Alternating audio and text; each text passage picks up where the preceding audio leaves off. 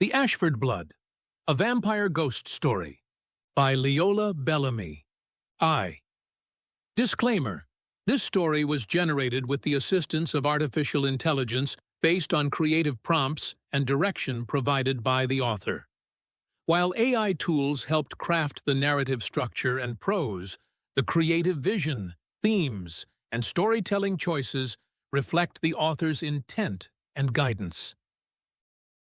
Introduction: on the nature of undeath and ancestral warning. This short story explores the intersection of vampires and ghosts through the lens of family legacy. While vampires exist as corporeal undead, ghosts represent spiritual remnants bound to their purpose, often to warn descendants of inherited dangers.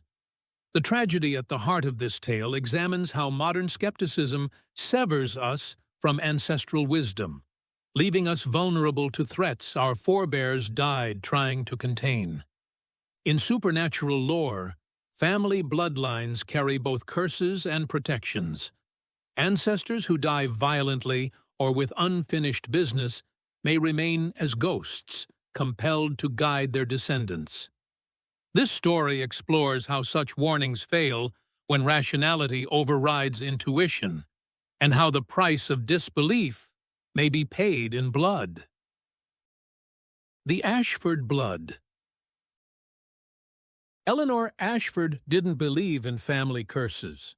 At 26, with a master's degree in biochemistry, she'd built a career debunking superstition. So when her great-aunt Dolores' lawyer handed her the keys to the family estate in rural Vermont, along with a sealed letter marked "Urgent, read before entering," she rolled her eyes and drove north without opening it. The Ashford mansion sat isolated at the end of a winding road, surrounded by dense forest. Eleanor arrived at dusk, the October sun already surrendering to shadows. The house looked exactly as she'd expected from old photographs. Victorian Gothic, all sharp angles and dark windows. Inside, the air smelled of ash and old books. Every fireplace had been laid with wood, ready to light. On the library desk sat 3 oil lanterns, wicks freshly trimmed, and beside them, another sealed letter in her great-aunt's shaking handwriting. "Light the fires before sunset. Believe." Eleanor laughed and took a photo for her debunking blog. "Classic superstitious behavior from an isolated elderly woman," she typed. She left the fires unlit. The temperature dropped the moment the sun set completely. Eleanor was photographing the portrait gallery when she saw her first ghost. A woman in 1950s clothing materialized in front of a painting. Translucent, flickering like a candle flame. She looked exactly like the portrait. Behind her, Great-Aunt Dolores. "The fires," the ghost whispered, her voice echoing strangely. "Light them now. They're waking in the basement. 3 hours until midnight, Eleanor. 3 hours before they're strong enough to—" "This is fascinating," Eleanor interrupted, pulling out her phone to record. "Grief-induced hallucination or environmental factors causing—" "I'm dead, you fool!" The ghost's form solidified with her rage. "I died 3 days ago, trying to keep them contained. The Ashford curse. We've guarded it for 200 years. Every generation loses someone. I thought I'd have more time to teach you, but—" She flickered, weakening. "The fires. Salt across thresholds. Never, never open the basement door before dawn." Eleanor's rationalist mind categorized the experience even as her hands trembled. Stress hallucination, carbon monoxide from old chimneys, suggestion from the lawyer's warnings. She checked for gas leaks. The ghost vanished with a wail of despair. At 10 p.m., more ghosts appeared. A woman in Civil War-era dress emerged through the library wall. "Light the fires, child. I'm Catherine Ashford, dead in 1863, keeping them contained. Your blood calls to them. Ashford blood. They'll drain you first. An older man in Revolutionary-era clothing manifested by the fireplace. Nathan Ashford, girl. Died 1779. Fighting them. The vampire nest beneath this house has fed on our family for generations. We learned to trap them, to bind them. But this is mass hallucination, Eleanor said aloud, checking her phone's carbon monoxide detector app. Or possibly ergot poisoning from mold spores in an old house causing... A child appeared, no more than 10, in clothing from the 1920s. "Please," she sobbed. "I'm Margaret Ashford. I didn't believe grandmother either. They took me on my first night. It hurts so much. Please don't make my mistake. Believe us." 7 ghosts now filled the library, all Ashfords, all desperate, all trying to warn her. They spoke over each other, their voices creating a chorus of terror. "The fires! Before midnight! The basement door is opening! The salt lines have faded! Your blood will wake them fully!" Eleanor fled to the kitchen, her scientific mind fracturing under the impossibility. She found her great-aunt's diary on the table, opened to the final entry. "I'm dying. 93 years old. And I've held them down here since I was 21. My niece Eleanor inherits next. Brilliant girl, but too rational. Like I was once. God forgive me for passing this curse to her. The fires must burn every night. The salt must be refreshed weekly. Never miss a protection. They're hungry down there. So very hungry." At 11:47 p.m., Eleanor heard the basement door. Locked, she'd checked it. Swing open with a long, agonizing creak. Something moved in the darkness below. Multiple somethings. She heard breathing.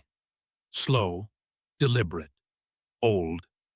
The ghosts appeared around her in force now. A dozen Ashford ancestors, all screaming, "The fires! Light the fires!" Eleanor's hands shook as she finally grabbed matches from the counter. The library was closest. She ran, ghosts streaming alongside her like a funeral procession. She struck a match, thrust it into the kindling. The fire roared to life with unnatural speed, and the ghosts sighed in unison. "It's a start," Great-Aunt Dolores said. "But you need all of them. Kitchen, bedroom, parlor." A figure appeared in the library doorway. Impossibly tall, corpse pale, with eyes that glowed red in the firelight. He wore clothing from centuries past, rotted and stained. His mouth opened, revealing fangs black with old blood. "Ashford blood," he hissed, his voice like wind through a crypt.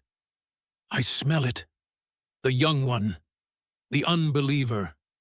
Your great-aunt kept us weak for 70 years with her fires and faith.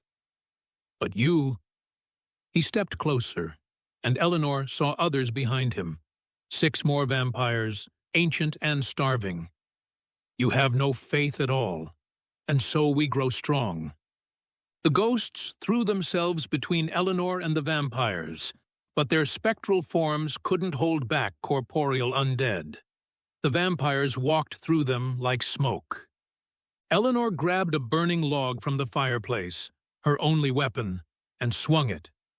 The vampire shrieked and recoiled, flesh sizzling where the fire touched. "More fires!" the ghosts screamed. "Run!" She ran through the house, the vampires pursuing with supernatural speed. She threw the burning log at the parlor fireplace's prepared kindling as she passed. It caught instantly. One vampire screamed and fled. She grabbed another log, threw it into the kitchen fireplace. Flames erupted. 2 more vampires retreated, hissing. But the leader was faster. He caught her at the stairs, his ice-cold hand closing around her throat. "Your ancestors have fought us for 200 years. All of them died. You'll simply be the next." "No!" Great Aunt Delora's ghost surged forward with the others. They couldn't touch the vampire, but they could touch Eleanor. Cold, spiritual energy flooded through her, and with it came knowledge. Generations of Ashford vampire hunters, all their accumulated wisdom, all their desperate final warnings, downloaded into her dying mind. She understood in that instant, the silver letter opener in her pocket, inherited from Great Aunt Delora, the blessed salt in the kitchen jar, the oil lanterns designed to explode when thrown. But understanding came too late. The vampire's fangs pierced her throat. She felt her warmth draining, her life flowing into the ancient monster who'd fed on her family for centuries. The ghosts wailed around her, unable to stop it, only able to witness. With her last strength, Eleanor pulled the silver letter opener and drove it into the vampire's eye. He shrieked and dropped her, staggering back. She grabbed an oil lantern from the hall table and threw it at him. Fire exploded across his ancient body, but she'd lost too much blood. Eleanor collapsed as the vampire burned, as the other vampires fled back to their basement lair, as her ancestor ghosts gathered around her cooling body.